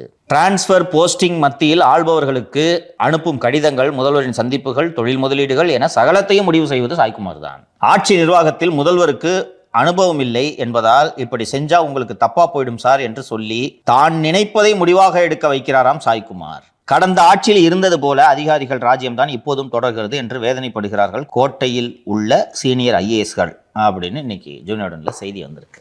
தொடர்ந்து இந்த அரசில் சிலரை குறிப்பிட்டு ஊடகங்களில் செய்திகள் வந்து கொண்டிருப்பதை உற்று நோக்கியவர்களுக்கு புரியும். இது எப்போது தொடங்கியது என்றால் ராதன் பண்டிட் நியமனத்திலிருந்து தொடங்கியது. 4 பேருக்கு ஆலோசகர் நியமன உத்தரவில் முதல்வர் கையெழுத்திடுகிறார். ஜெகதீஷ், விஷ்ணு ரெட்டி, ஜான் ஆரோக்கியசாமி, ராதன் பண்டிட். ஆனால் யாரோட நியமன ஜியோவும் வெளியே வரல, அவரோட ஜியோ மட்டும் வெளியே வருது. எப்படி வெளியே வந்தது என்பதை முதல்வர் ஆராய்ந்தால் பல விஷயங்களுக்கு அவருக்கு விடை கிடைக்கும். ஸோ இவர்கள் 4 பேரும் தான் முதல்வரை சுற்றி இருக்கிறார்கள். இந்த 4 பேரில் ஒருவர் நமக்கு சிக்கலை ஏற்படுத்துவார் என்று மற்ற மூவரும் சேர்ந்து முடிவெடுத்து தான் இந்த வேலையை செய்தார்கள். எப்படி செய்வது?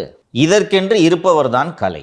இந்த கலை என்ற நபர் மிக மிக ஆபத்தானவர் என்பதை முதல்வர் புரிந்து கொள்ள வேண்டும். முதல்வருக்கு அது நேரடியாக தெரியாது, புரியாது. என்ன காரணம் என்றால் கலை எந்த இடத்திலும் வெளிச்சத்துக்கு வரமாட்டார், நிழலில் தான் இயங்குவார். கலை தன்னுடைய செயல்பாடுகள் அத்தனையையும் ஜான் ஆரோக்கியசாமி மூலமாகத்தான் செய்கிறார். இந்த செய்தியில் வந்திருக்குல்ல, சாய்குமார் யாரையும் முதல்வரை அண்ட விடலன்ட்டு. அப்படியெல்லாம் தலைமைச் செயலாளர் நினைத்தால் செய்யவே முடியாது. ஜெகதீஷ், விஷ்ணு ரெட்டி, ஜான் ஆரோக்கியசாமி உட்கார்ந்துருக்காங்க. இவர்கள் தான் இந்த 2 கோழிகள் என்பதை நான் ஏற்கனவே சொல்லியிருக்கிறேன். அவர்கள் தான் வாசல்லே வந்து நின்றுப்பாங்களாம், சிஎம் வாசல்ல. சாய்குமார் இப்படியெல்லாம் செய்யக்கூடிய நபர் அல்ல. ஸோ முதலில் அந்த ராதன் பண்டிட் சொல்லி முடிச்சு விட்டாங்களா, எங்கேயுமே நுழைய முடியல. அப்புறம் ராதன் பண்டிட் விஜயின் ஆஸ்தான ஜோதிடர் அண்ட் அவரே ஏதோ ஒரு நிகழ்ச்சியில் சொல்லியிருக்காரு, நான் தான் பேர் வச்சு கொடுத்தேன் என்றெல்லாம் பேசியிருக்கிறார். அண்டு அவர் சொன்ன பல விஷயங்கள் நடந்திருக்கின்றன என்பதால் விஜய் அவர்கள் அவரை பக்கத்தில் வைத்துக் கொள்ள வேண்டும் என்று விரும்பிய போது அவரோட சோழியை மொத்தமாக முடிச்சு விட்டாங்க. அதற்கு பிறகு அவர் மீண்டும் என்னங்க போட்ட ஆர்டரை இப்படி கேன்சல் பண்ணி விட்டீங்க என்று கேட்டவுடன், நீங்கள் இருங்க, இந்து சமய அறநிலையத்துறையின் ஆலோசகராக உங்களை நியமிக்கிறேன் என்று அதற்கான உத்தரவும் பிறப்பிக்கப்பட்டு விட்டது. உத்தரவு போட்டு கையில் கொடுத்துட்டு ஜாயின் பண்ணாதீங்கன்றாங்க. ஜாயின் பண்ணாதீங்கன்றாங்க. அதுவும் போன உடனே ஆளை விட நான் போய் வேறு ஆளை முதல்வராக்குகிறேன் என்று கவிதாவை சென்று அவர் நாடி இருக்கிறார். கவிதா சந்திரசேகராவின் மகள். அவருக்கு இந்தியா முழுவதும் டிமாண்ட் இருக்கிறது. ஸோ விஜய் ஆக்கிட்டார், நம்மளும் சிஎம் ஆகும் என்று நினைப்பவர்கள் எல்லாம் அவரை அழைக்கிறார். ஒரு காலத்துல இப்படிதான் வந்து பிரசாந்த் கிஷோர் ஸ்ட்ராட்டஜிஸ்ட் மாதிரி தேவையானவர் ஆயிட்டாரா? பயங்கர டிமாண்டு. இல்லை, ஆனால் அது சொல்கிறது ஓரளவு நடக்குது இல்லை சார்? அது சம்பந்தப்பட்டவர்களுடைய விருப்பம், நான் அதற்குள் செல்ல விரும்பவில்லை. இது ஒரு புறம். சமீபத்தில் தினமலரில் ஒரு செய்தி வந்தது. விஷ்ணு ரெட்டி என்ட்ரிகாவிடம் 52% கமிஷன் பேசியிருக்கிறார் என்று. விஷ்ணு ரெட்டி இப்படி எந்த ஊழலிலும் ஈடுபடாத புனிதர் என்று நான் சொல்லவில்லை, சொல்லப் போவதும் இல்லை. ஆனால் இந்த விஷயத்தில் அது சாத்தியமில்லை. என்ட்ரிகா பொருட்களை வாங்காதீர்கள் என்று உத்தரவிட்டது மத்திய அரசு நிறுவனம். விரைவாக நடவடிக்கை எடுத்ததில் வேண்டுமானால் விஷ்ணு ரெட்டியின் பங்கு இருக்கலாமே ஒழிய அந்த தடையை அவர் உருவாக்கவில்லை, அவரால் உருவாக்க முடியாதே. FSSAI அமைப்பின் தென்மண்டல இயக்குனர் பிறப்பித்த உத்தரவை விஷ்ணு ரெட்டியால் செய்ய முடியுமா? அப்போ அந்த செய்தியை யார் கொடுத்தது? கலை. ஸோ இதுபோல் பிடிக்காதவர்களை பற்றி பத்திரிகையில் இருந்தவர்கள் ஜூனியருடனோட ஆசிரியராக இருந்தவர். ஃபர்ஸ்ட் இந்த கலையின் பின்புலத்தை மக்கள் தெரிந்து கொள்ள வேண்டும். புதுச்சேரியிலே புகைப்பட கலைஞராக இருந்தவர் தான் கலை. அதற்கு பிறகு உயர்ந்து ஜூனியருடனின் ஆசிரியர் பொறுப்புக்கு வருகிறார். ஜூனியருடனின் ஆசிரியர் பொறுப்புக்கு வந்தால் அத்தனை அரசியல் தலைவர்களின் அறிமுகமும் கிடைக்கும், தானாக கிடைக்கும். நீங்கள் அந்த பதவிக்கு வந்துட்டீங்கன்னா போதும், அவங்களா கூப்பிடுவாங்க, சார் பார்த்துக்குங்க சார். ஜூனியருடனிலே பணியாற்றும் பல பத்திரிகையாளர்கள் என்னிடம் சொன்னது, திமுக ஆட்சியிலே முக்கியமான மந்திரிகளை பற்றி ஏதாவது பெரிய நியூஸாக எடுத்து வச்சோன்னா அதை டைல்யூட் பண்ணுவாராம். அரை பக்கத்துக்கு நியூஸ் எழுதி கொடுத்தா அதை ஒரு வரியாக மாற்றுவாராம். ஜூனியருடனோட ஸ்டைல் எப்போவுமே எனக்கு தெரிஞ்சு நான் 30 வருஷமாக அரசியலை விட்டு நோக்குகிறேன், சாமரசம் பண்ணிக்க மாட்டாங்க. கொஞ்சம் அப்படி நீக்க போக்கா நடந்து கொள்ள காம்ப்ரமைஸ்ன்றதே கிடையாது. அதுவும் அந்த விகடனோட MD ஸ்ரீனிவாசன் அடி பண்றாரு, என்ன பிரச்சனை தான் நான் பாத்துக்கிறேன் அடி. முன்னாடி முதலமைச்சராக இருந்த திரு மு க ஸ்டாலின் அவர்கள் மீடியாவோட எல்லா ஓனர்களையும் கூப்பிட்டு பார்த்தாரு, அப்போ கூட போலியே சார் அவரு. அத்தனை ஊடக அதிபர்களுக்கும் கொளத்தூர் முன்னாள் MLA முதல்வராக இருந்தபோது அழைப்பு விடுத்தார். அத்தனை பேரும் சென்று குழைந்து கொண்டு அவரிடம் கை கட்டி நின்றதை நாடே பார்த்தது. அந்த அழைப்பை நிராகரித்தவர் தான் ஸ்ரீனிவாசன். எப்போது வேண்டுமானாலும் முதல்வர் என்னை பார்க்க வரட்டும், நான் இங்கே அவருக்கு தேநீர் கொடுத்து உபசரிக்கிறேன், வர சொல்லுங்கள், இப்படி தான் நடந்து கொண்டார். ஸோ சமரசம் பண்ண மாட்டார். ஆனால் அவரது மூக்குக்கு கீழே உட்கார்ந்து கொண்டு திமுகவினரிடம் பணம் பெற்றுக்கொண்டு வேலை செய்து கொண்டிருந்தவர் தான் கலை. அப்போது தான் கலைக்கு ஜான் ஆரோக்கியசாமியின் அறிமுகம் கிடைக்கிறது. கலை ஒரு ஜூனியருடனோட எடிட் அடிப்படையில் ஜான் ஆரோக்கியசாமி அவர் அணுகிறார், நான் உங்களுக்கு ஐடியா கொடுக்குறேன், ஸ்ட்ராட்டஜி சொல்கிறேன், இப்படி பண்ணுங்க அப்படி பண்ணுங்க என்று. அதற்கு பிறகு கலையை பதவியை ராஜினாமா செய்ய சொல்லி உத்தரவிட்டது விகடனின் நிர்வாக இயக்குனர் திரு ஸ்ரீனிவாசன், உரிமையாளர். என்னன்னா இவர் திமுகவுக்காக வேலை செஞ்சுட்டு இருக்காரு, இப்போ முழு நேரமாக தாவேக்காக வேலை செஞ்சிருக்காரு, நீ அங்கேயே போய் வேலை செய்ய தம்பி என்று அனுப்பிவிட்டார். இந்த கலைதான் அருண் லஞ்ச ஒழிப்புத்துறை இயக்குநராக நியமிக்கப்பட்டதற்கு முக்கியமான காரணம். பல்வேறு உமாநாத் உணவு நுகர்பொருள் வழங்குத்துறைக்கு நியமிக்கப்பட்டதற்கு கலை முக்கியமான காரணம். இது போல பல நியமனங்களுக்கு கலை காரணமாக இருந்திருக்கிறார். ஏன் கலை காரணம் என்றால், ஜானுக்கு யார் எந்த அதிகாரி என்பது எந்த விவரமும் தெரியாது. அவர் தமிழ்நாட்டின் நிர்வாகத்தை பார்த்தவர் இல்லை, அவர் பிராண்ட் பில்டர். மாற்றம் முன்னேற்றம் மேங்கோ மணியிலிருந்து ஆரம்பித்து அவர் பிராண்ட் பில்ட் பண்ணி கொண்டிருக்கிறார். அவருக்கு யார் எந்த அதிகாரின்றதெல்லாம் எதுவுமே தெரியாது ஜானுக்கு. அவருக்கு மூளையாக இருந்து செயல்படுபவர் தான் கலை. இன்னைக்கு ஏன் இவ்வளவு விரிவாக பேச வேண்டிய தேவை ஏற்பட்டிருக்கிறது என்றால், இந்த அரசை சரியாக வழிநடத்தும் ஒரு நபரை அந்த இடத்திலிருந்து அகற்ற வேண்டும் என்று கலை கங்கணம் கட்டி கொண்டு வேலை செய்யும் போது இதற்கு மேல் இவரை அம்பலப்படுத்தாமல் இருக்க முடியாது. முதல்வர் அவர்கள் ஊழலற்ற ஆட்சியை தர வேண்டும், கடந்த காலங்களில் நடந்த ஊழலையும் விசாரிக்க வேண்டும் என்று தீவிரமாக நடவடிக்கை எடுக்க அத்தனை உத்தரவுகளையும் பிறப்பித்துக் கொண்டிருக்கிறார். அதன் விளைவாக செந்தில் பாலாஜியின் இடதும் வலதுமாக நிழலாக இருந்த காசி என்ற மின்சார வாரியத்தின் முன்னாள் நிதி அதிகாரி லஞ்ச ஒழிப்புத்துறையின் நடவடிக்கைக்கு பயந்து இப்போது தலைமறைவாகி இருக்கிறார். அந்த காசியோடு நெருக்கமான தொடர்பில் கலை இருக்கிறார். நிர்மல்குமார் பெயரை சொல்லி வசூல் செய்து கொண்டிருக்கிறார். இது நிர்மல்குமாருக்கு தெரியுமா இல்லையா என்பது தெரியவில்லை எனக்கு. தெரியாமல் இருந்தால் அவர் அமைச்சராக இருப்பதற்கு லாயக்கில்லை, தெரிந்து நடந்தால் அவர் அமைச்சரவையில் இருக்கக்கூடாது. அவர் பேரை சொல்லி தான் வசூல் பண்ணிட்டு இருக்கார் கலை. காசி கூட உங்களுக்கு என்ன பேச்சு? இப்படிப்பட்ட நபர் செக்ரட்டரியேட்டுக்கெல்லாம் வரவே மாட்டார், சிஎம் நாலேஜுக்கு ஏது தெரியாது. ஆனால் பின்னால் இருந்து கொண்டு அனைத்தையும் இயக்குவது கலை. கலையின் இந்த செயல்பாடுகளுக்கு தடையாக இருப்பவர் சாய்குமார். இந்த சாய்குமாரை பற்றி எனக்கு கிட்டத்தட்ட 1 மாதத்துக்கு முன்பு ஒரு மூத்த அதிகாரி என்னை அழைத்தார். சங்கர், தமிழ்நாட்டில் தெலுங்கு லாபி அதிகமாயிடுச்சு. அப்படியா சார், எப்படி சொல்கிறீங்க? இல்லை, அவர் சாய்குமார் தெலுங்கு, இவர் தெலுங்கு, அவர் தெலுங்கு, ஸோ தெலுங்கு லாபி இங்கே டாமினேட் பண்ணுது என்று சொன்னார்கள். சரி சார், இப்போ அதனால் என்னன்னு கேட்டேன். இல்லை, நம்ம என்னதான் இருந்தாலும் தமிழ்நாட்டில் போயிட்டு தெலுங்கு லாபி. கடந்த 5 வருட காலமாக தமிழாய்ந்த அதிகாரிகள் தானே இங்கே ஆண்டு கொண்டிருந்தார்கள். உதயச்சந்திரன் தமிழர், செந்தில்வேலன் தமிழர், அருட்தந்தை தமிழர், ஐஸ்கிரீம் தமிழர், தீப்பொறி தினேஷ் தமிழர், முருகானந்தம் தமிழர். என்ன லட்சணத்தில் அவனுக்கு கிழிச்சானுங்கிறது தெரியாது. இப்போ இவங்க தெலுங்கு அதிகாரிகளே இருக்கட்டுமே, என்ன கேடு செய்து விட்டார்கள் தமிழகத்துக்கு, இந்த நிர்வாகத்துக்கு என்ன தீங்கை விளைவித்து விட்டார்கள் என்று சொல்லுங்கள் என்று கேட்டேன். அவரிடம் பதில் இல்லை. இருக்கட்டும் சார், இந்திகாரம் கூட இருக்கட்டும் சார், ஸ்டேட்டுக்கு நல்லது பண்ணுறாங்களான்னு பார்க்கணும். சாய்குமார் மீது கலைகளுக்கும் ஆரோக்கியசாமிகளுக்கும் இருக்கக்கூடிய பிரச்சனை, முதல்வரோடு சாய்குமார் நெருக்கமாக இருக்கிறார். தமிழக முதல்வர் விஜயின் நம்பிக்கைக்கு பாத்திரமான அதிகாரியாக சாய்குமார் இருக்கிறார். ஜான் ஆரோக்கியாமி சொன்னதையெல்லாம் கண்ணை மூடிக்கொண்டு கேட்டு செயல்படுத்திய பிறகு அதில் பல தவறுகள் இருக்கிறது, பிழைகள் இருக்கிறது என்பதை விஜய் அவர்கள் உணர்ந்து கொண்ட பிறகு சாய்குமாரின் மீது அவரது நம்பிக்கை அதிகரித்தது. ஸோ இந்த மாதிரிங்க இந்த அருணை போட்டது தப்புன்னு எல்லாரும் விமர்சனம் பண்ணுறாங்க என்று கேட்கும்போது தப்பு தான் சார். சரி, அவர் மாற்றலாம், மாற்றுங்க சார் என்று சொல்லும்போது இல்லை மாற்றக்கூடாது என்று குறுக்கே புகுந்தது ஜான்.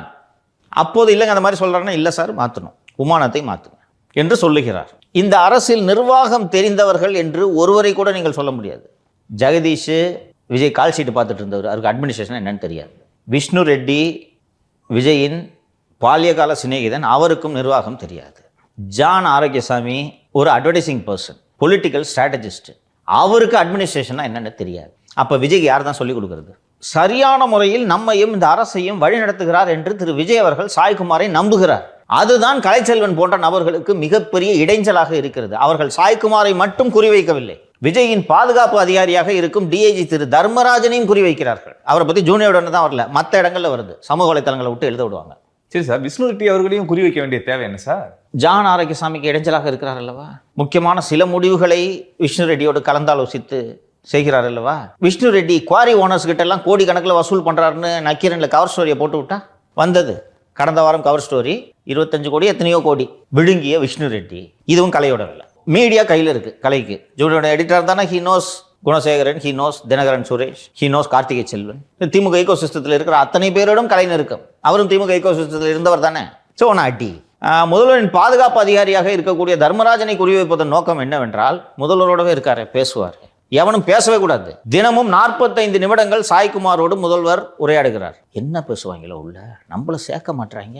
இதால ஏதாவது சொல்லிட்டாருன்னா அப்போ என்ன பண்ணுறது? சிபிஎம் தூண்டி விட்டு போராட்டம் நடத்த சொல்லு. சாய்குமார் தவறே செய்யாதவர் என்று நான் சொல்லவில்லை, ஆனால் தலைமைச் செயலாளராகவே இருக்க தகுதி இல்லாதவர் என்று மார்க்சிஸ்ட் கம்யூனிஸ்ட் கட்சி சொல்ல வேண்டிய தேவை எங்கிருந்து வந்தது? இப்போ கம்யூனிஸ்டுகள் மார்க்சிஸ்டுகள் எவ்வளோ பேர் இருக்காங்க செக் பண்ணுங்க அப்படின்னு சொன்னதுக்கு காரணம் சாய்குமார் தான் அப்படின்ற மாதிரி நரேட்டிவ் செட் பண்ணி கம்யூனிஸ்டுகளை போராட வைக்கிறாங்க. நம்ம முன்னாடியே நம்மளே இந்த சோலை சொல்லியிருந்தோம் சார், இது மத்திய அரசு உத்தரவின் பேரில் இது செயல்படுத்தப்படுது அப்படின்னு. இல்லை, யூஸ்வலாக இந்த சர்க்குலர்லாம் வரும், தப்புன்னே வச்சுக்கலாம் மாலதி, ஒரு ஆர்குமெண்ட்டுக்காக தப்புன்னே வச்சுக்கலாம். இது என்ன வார்த்தை? தலைமைச் செயலாளராக இருக்க தகுதியே இல்லாதவர் சாய்குமார்ன்ட்டு நீங்கள் ஒரு சண்முகம் சொல்ல வேண்டிய தேவை என்ன? கடந்த ஆட்சியில் அதிகாரிகள்லாம் ஒழுங்கா இருந்தாங்களா? ஒரு அதிகாரிக்கு எதிராக நீங்க வாயை திறந்திருக்கிறீர்களா? ஒரு அதிகாரி பேரை சொல்லியிருக்கீங்களா? அவ்வளோ யோகியமா இருந்தாங்க அதிகாரிங்க. சைல் ஓட்டுனே சுத்தினார் ஒரு டிஜிபி, வாயை திறந்தீங்களா? இல்லாத அயோக்கியத்தனங்களை எல்லாம் பண்ணார் ஒரு கமிஷனர், பேசுனீங்களா? நீங்க தலைமைச் செயலாளர் மேல விழுந்து பாயிறீங்க. ஏனென்றால் அவர் முதல்வரை சரியாக வழி நடத்துகிறார். இன்னொன்னு, நேற்று இந்த டீலிமிட்டேஷன்ல கவர்மெண்ட் எடுத்த ஸ்டாண்டுக்கு கூட சாய்குமார் காரணமா இருக்கலாம். I don't know. இன்னைக்கு எல்லாரும் அவர் தான் பிளேம் பண்றாங்க, அவர் பிஜேபி ஏஜென்ட். அதான் நான் எக்ஸ்பிளைன் பண்ணேன். சென்சஸ் முடிஞ்ச பிறகு வந்தா 10 சீட்டு குறையுதுப்பா, இல்லைன்னு சொல்லுங்க அவங்கள. அப்போ இன்னைக்கு கிடைக்கிறது நல்ல டீலுங்க, பிடிச்சிக்கலான்ட்டு சாய்குமார் சொல்லியிருக்கலாம், முதல்வர் கேட்டிருக்கலாம். என்ன தவறு? சரி, சாய்குமார் முதல்வரோட நெருக்கமாக இருக்காரு, முதல்வரோட இருக்கக்கூடிய நெருக்கத்தை பயன்படுத்தி இந்த கம்பெனிக்கு டெண்டர் வாங்கி கொடுத்தாருன்னு சொல்லுங்க. நான் விமர்சனம் பண்ணுறேன் சாய்குமார்.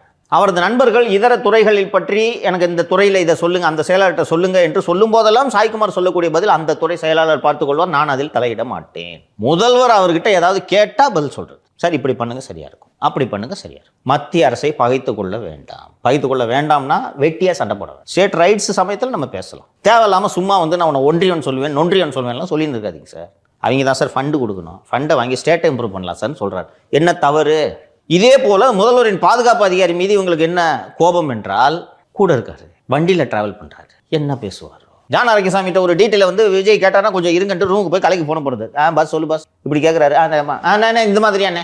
ஸோ மின்சார வாரியத்தில் வசூலை தொடங்கிவிட்டார். ஏற்கனவே வழக்கறிஞர் நியமனங்களிலும் நிர்மல்குமார் பெயரை சொல்லி கலை வசூலில் ஈடுபட்டிருக்கிறார். இது போல இவர்களின் அதிகாரம் குறைகிறது சாய்குமாரால். இவங்க சொல்றத இது கரெக்டானு சாய்குமார்ட்ட செக் பண்றாரு சிஎம். இவங்க சொல்றாங்க, அண்ணே இந்த மாலதின்றவங்களை தூக்கி இங்கே போஸ்டிங் போடலாம் அப்படின்னு சொல்லிட்டு இவங்க உள்ள துட்டக்கிட்ட வாங்கிக்கிட்டு சொருகிறது. அப்படியா, சரி அப்படின்ட்டு சிஎம், சார் இப்படி சொல்கிறாங்க, நீங்கள் கொஞ்சம் பார்த்து சொல்லுங்க. இல்லை சார் இது சரியாக வருது சார் இது என்று அவர் சொன்ன உடனே இவங்களுக்கு காண்டாகுது. நமக்கு மேலே ஒரு பவர் சென்டரா?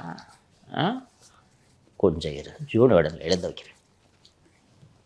ஸோ இப்போ எழுத வச்சு என்ன பண்ணுவாங்க? இதை காட்டி பாருங்க வந்திருக்கு. இதை இப்போ உளவுத்துறை இதுக்கு ரிப்போர்ட் போடணும்ல, முதல்வரே பார்க்கலாம், உளவுத்துறை அறிக்கையில் சொல்லலாம். ஸோ இவ்வளோ பேர் எழுதுறாங்களே, இன்னைக்கு ஜூனியரில் வந்திருக்கு, நேற்று நக்கீரனில் வந்துச்சு, முந்தா நாள் தினமலரில் வந்துச்சு, சரி மாற்றி விட்டுருவோம். மாற்றி விட்டோன்னா திருப்பி இந்த கோழிங்க போய் உட்காந்துக்குவாங்க. நிம்மதியாக இருக்கலாமா? காசை வாங்கி வாங்கி அடியில் போட்டு உட்காந்து அடகாத்துக்கு அப்படியே உட்காருறது. நிர்மல் குமார் அண்ட் கலைச்செல்வனோட ஐபிடிஆர் எடுங்க. தினந்தோறும் எத்தனை முறை பேசிக் கொள்கிறார்கள் என்பது தெரியும். என்ன பேச்சு? நீங்கள் அமைச்சர், அவர் தனிநபர். ஜான ஆரோக்கியசாமிகிட்ட பேசுங்க, ஹீஸ் அன் அட்வைசர். நான் எதுவுமே கேட்க மாட்டேன். கலை கூட என்ன பேச்சு? அரசு ரகசியங்களை தனிநபர்கிட்ட சொல்றீங்களா? அப்படித்தான் வருகிறது. நன்றாக உற்று நோக்கினீர்கள் என்றால், தலைமைச் செயலாளர் வெளியிட்ட சர்க்குலர் எப்படி ஊடகங்களுக்கு போனது? அவர் அட்டாக் பண்ண பிடிச்சிக்கிட்டாங்களா சிபிஎம்? தெரியுதா? சுற்றி வளைக்கப்படுகிறார் தலைமைச் செயலாளர், புரிகிறதா? இப்போ நீங்கள் கேட்டிங்கல்ல, இதில் எழுதுறதுனால என்ன சார்னு, ஏற்கனவே அது ஆட்சிக்கு ஆதரவு தரக்கூடிய சிபிஎம் அவருக்கு எதிராக போராட்டம் நடத்துகிறது. ஏன்னா இப்படி ஒரு நெருக்கமான நபரால் மட்டும்தான் சார் ஒரு அரசு டாக்குமெண்ட், முக்கியமான டாக்குமெண்ட் வெளியே விட முடியும். உனக்கு எனக்கு எப்படி கிடைக்கும் டாக்குமெண்ட்டு? ஜானு கிடைக்குமா? ஜான் மூலமாக கலை கிடைக்குமா? கலை மூலமாக ஊடகங்களுக்கு செல்லுமா? இதை உளவுத்துறையை அழைத்து நேரடியாக முதல்வர் இது என்னன்னு விசாரிச்சு சொல்லுங்கன்னு சொல்லணும். உளவுத்துறையே போய் ஜானுக்கிட்ட ரிப்போர்ட் பண்ண சொன்னீங்கன்னா எப்படி சொல்வார்? ராமானுஜம் அவர்களை ஜெயலலிதா அழைத்து இந்த மன்னார்குடி கும்பல் என்னதான் பண்ணுதுன்னு விசாரிங்க என்று கேட்டதனால் அக்டோபர் 2011 அவர் அளித்த அறிக்கையின்படி அவர்கள் விரட்டப்பட்டார்கள். மன்னார்குடி கும்பல் கிட்டேயே போய் ராமானுஜத்தை ரிப்போர்ட் பண்ண வச்சா? இல்லை சார், கலை அவர்கள் வந்துட்டு திமுக கூட நெருக்கமாக இருக்காரு. அது நீங்கள் சொன்ன மாதிரி அந்த மின்சாரத்துறையில் ஊழல் நடந்ததில் அந்த காசி அவர்கள் கூடயும் பேசிட்டு இருக்காரு. அப்படி இருக்கப்ப லஞ்ச ஒழிப்புத்துறை எந்த நடவடிக்கையும் எடுக்காதப்ப இது ரெண்டு இணைச்சு பார்க்குறப்ப ஒருவேளை இவர் கூட காரணமாக இருக்கலாமோ அப்படின்னு தோணுது. நிச்சயமாக நீங்கள் சொல்லும் இந்த கூற்றை புறந்தள்ள முடியாது.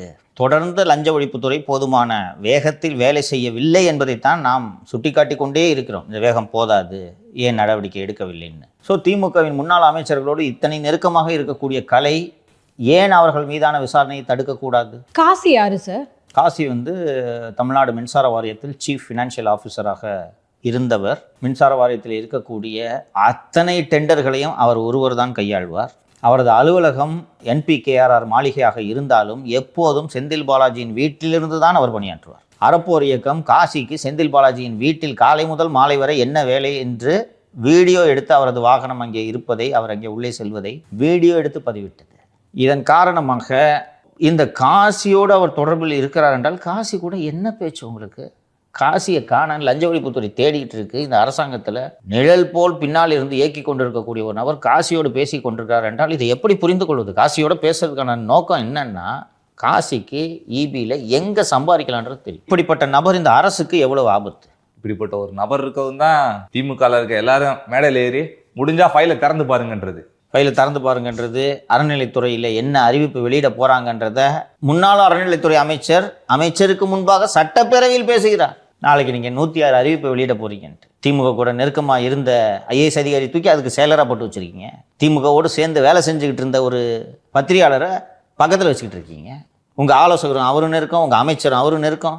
இதெல்லாம் அரசுக்கு விரைவாக அவப்பெயர் ஈட்டித்தரக்கூடிய செயல்கள். இதை எப்படி தடுக்க வேண்டும் என்பது அதிகாரிகளுக்கு தெரியும், முதல்வருக்கு தெரியும், தலைமைச் செயலாளருக்கும் தெரியும். இந்த அரசுக்கு ஒரு முக்கிய தூணாக இருக்கக்கூடிய சாய்குமார் அவர்களை மொழியை சொல்லி, பெயரை சொல்லி, பதவியை சொல்லி, இதை சொல்லி, அதை சொல்லி எப்படியாவது அவரை அந்த பதவியிலிருந்து அப்புறப்படுத்த வேண்டும். அப்புறப்படுத்தி விட்டால் நாம் நினைத்ததையெல்லாம் செய்யலாம், முதல்வரை நினைத்தபடி ஆட்டி வைக்கலாம் என்று இந்த கும்பல் நினைக்கிறது.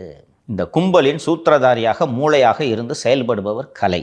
தொடக்கத்திலேயே முதல்வர் அருணின் நியமனத்தின் மூலமாக செய்த தவறுக்கு காரணமானவர் இந்த கலை என்பதை ஏற்கனவே நாம் நமது நிகழ்ச்சிகளில் பலமுறை பதிவு செய்திருக்கிறோம். இப்போது இப்படி வரக்கூடிய செய்திகளின் பின்னணியில் இவர்தான் இருக்கிறார். முதல்வர் இதை புரிந்து கொண்டு தேவையான நடவடிக்கைகளை எடுப்பார் என்று நான் நம்புகிறேன். முதல்வர் நல்லா யோசிச்சு பார்த்தாருன்னா, இது வரைக்கும் ஒரு முறை கூட சாய்குமார் முதல்வரை மிஸ்கைட் பண்ணதே கிடையாது. கரெக்டாக கைட் பண்ணி எடுத்துகிட்டு போயிட்டு இருக்காரு. ஆனால் தப்பு பண்ண வச்சது இவங்க தான். அவர்கள் கட்சி தொண்டர்களே அருண் நியமனத்திற்கு எப்படி ஆவேசமாக பாய்ந்தார். ஸோ இதை சீர்தூக்கி பார்த்து முதல்வர் என்ன நடவடிக்கை எடுக்க வேண்டும் என்பதை எடுப்பார் என்று நான் நம்புகிறேன். சரி சார், அரசியல் பல நிகழ்வுகளை பேசினா தொடர்ந்து நானே பேசுவேன் சார். நன்றி சார். நன்றி சார்.